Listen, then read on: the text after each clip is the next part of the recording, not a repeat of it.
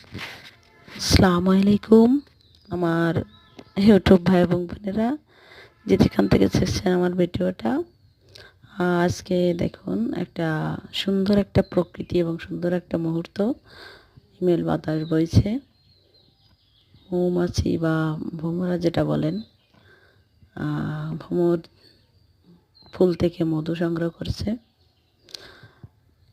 এক ফুল থেকে আরেক ফুলে, আরেক ফুল থেকে আরেক ফুলে যাচ্ছে এবং যে ফুলটায় মধু পাচ্ছে সেখানে একটু বেশি দেরি করছে, কারণ মধুটা সে সংগ্রহ আহরণ করছে।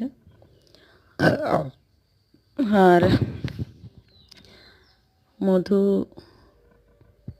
আসলে এই সময়টা আমাদের প্রকৃতি বাগানে বুনো যে ফুলগুলো হয় দেখতে কিন্তু খুব ভালোই লাগে, বাগানে আলোকিত করে রাখে। একটা গান মনে পড়ে যায়, ফুলের কানে